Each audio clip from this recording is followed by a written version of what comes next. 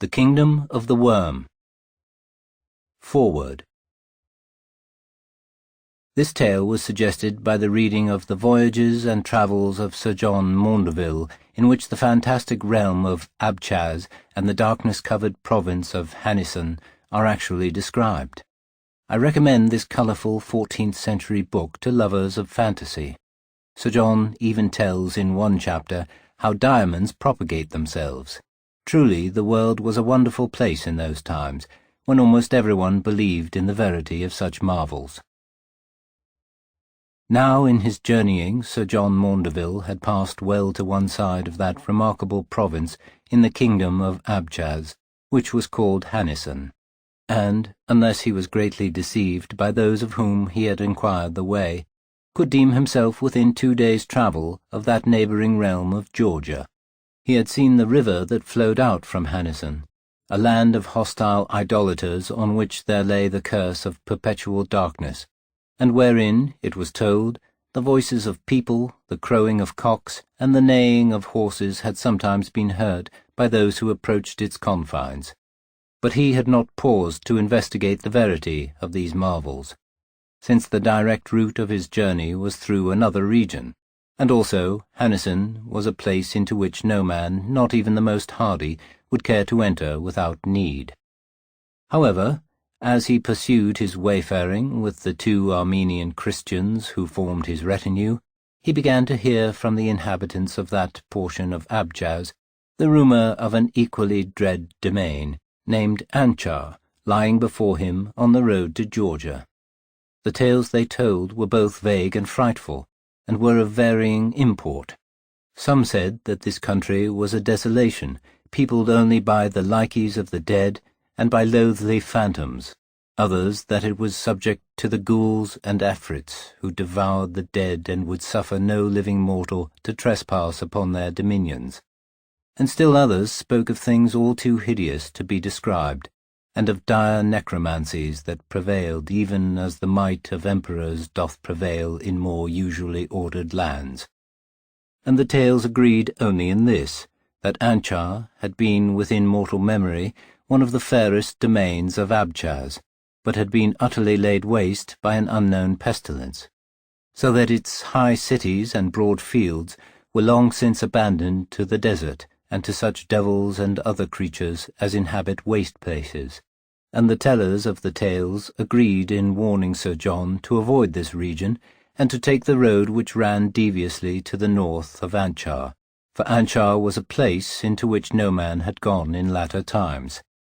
The good knight listened gravely to all these, as was his wont, but being a stout Christian and valorous withal, he would not suffer them to deter him from his purpose.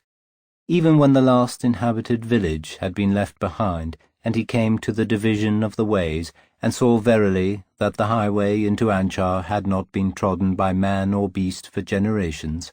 he refused to change his intention, but rode forward stoutly while the Armenians followed with much protest and some trepidation. Howbeit he was not blind to the sundry disagreeable tokens that began to declare themselves along the way. There were neither trees, herbs, nor lichens anywhere, such as would grow in any wholesome land, but low hills mottled with a leprosy of salt, and ridges bare as the bones of the dead. Anon he came to a pass where the hills were straight and steep on each hand, with pinnacled cliffs of a dark stone crumbling slowly into dust and taking shapes of wild horror and strangeness,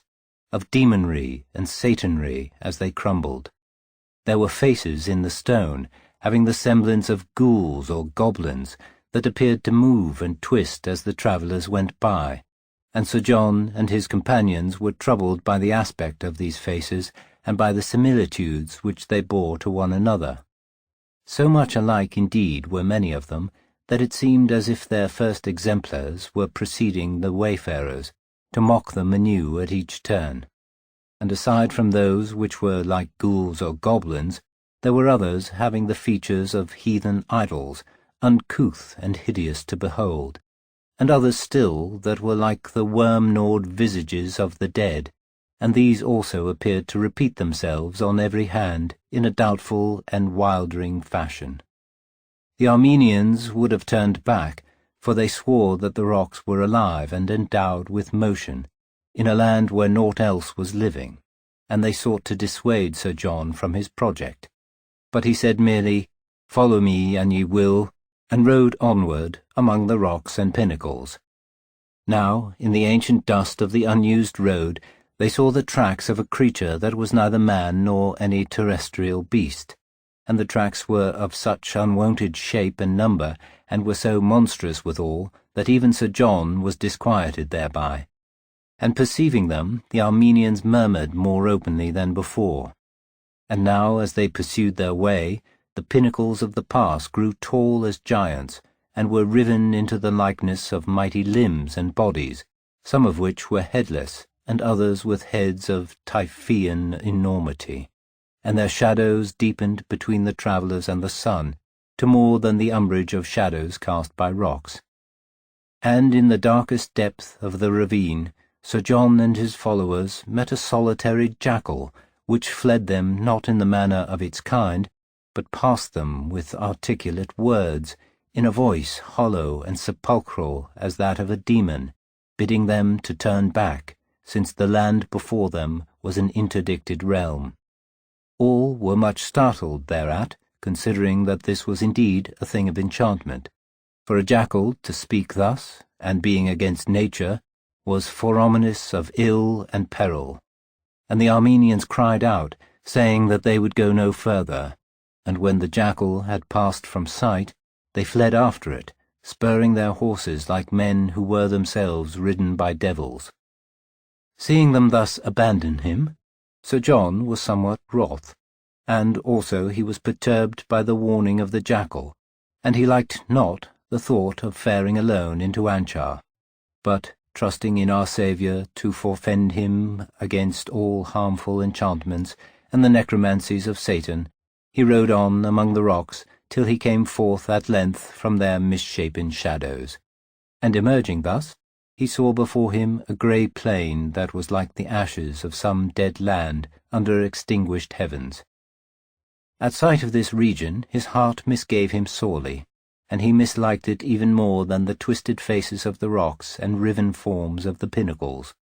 For here the bones of men, of horses, and camels had marked the way with their pitiable whiteness, and the topmost branches of long-dead trees arose like supplicative arms from the sand that had sifted upon the older gardens.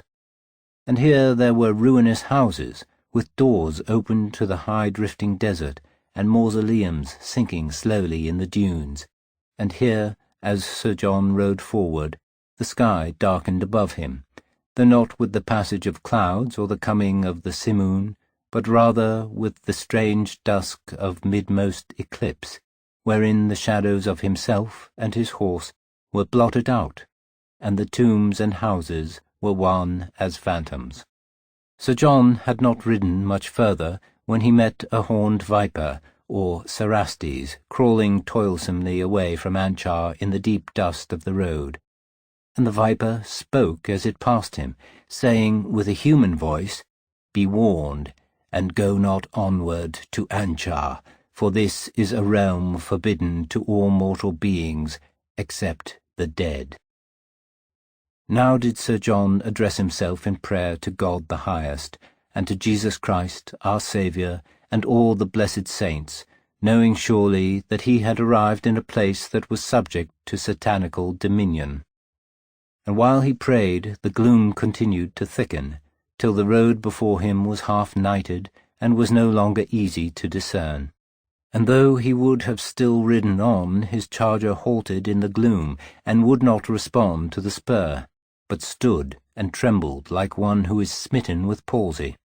Then from the twilight that was nigh to darkness, there came gigantic figures muffled and silent, and having, as he thought, neither mouths nor eyes beneath the brow-folds of their sable cerements. They uttered no word, nor could Sir John bespeak them in the fear that came upon him, and likewise he was powerless to draw his sword. And they plucked him from his saddle with fleshless hands, and led him away, half swooning at the horror of their touch, on paths that he perceived only with the dim senses of one who goes down into the shadow of death. And he knew not how far they led him, nor in what direction, and he heard no sound as he went other than the screaming of his horse far off, like a soul in mortal dread and agony. For the footfalls of those who had taken him were soundless, and he could not tell if they were phantoms or haply were veritable demons. A coldness blew upon him, but without the whisper or soughing of wind, and the air he breathed was dense with corruption, and such odours as may emanate from a broken charnel. For a time, in the faintness that had come upon him, he saw not the things that were standing beside the way, nor the shrouded shapes that went by in funereal secrecy. Then, recovering his senses a little, he perceived that there were houses about him and the streets of a town, though these were but scantly to be discerned in the night that had fallen without bringing the stars. However, he saw, or deemed, that there were high mansions and broad thoroughfares and markets, and among them, as he went on, a building that bore the appearance of a great palace, with a facade that glimmered vaguely, and domes and turrets half swallowed up by the lowering darkness. As he neared the facade, Sir John saw that the glimmering came from within, and was cast obscurely through open doors and between broad-spaced pillars. Too feeble was the light for torch or cresset, too dim for any lamp, and Sir John marvelled amid his faintness and terror. But when he had drawn closer still, he saw that the strange gleaming was like the phosphor bred by putrefaction of a charnel. Beneath the guidance of those who held him helpless, he entered the building. They led him through a stately hall, in whose carven columns and ornate furniture the opulence of kings was manifest,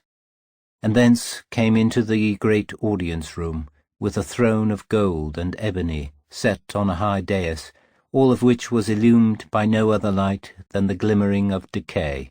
And the throne was tenanted, not by any human lord or sultan, but a grey, prodigious creature, of height and bulk exceeding those of man, and having in its overswollen form the exact similitude of a charnel worm.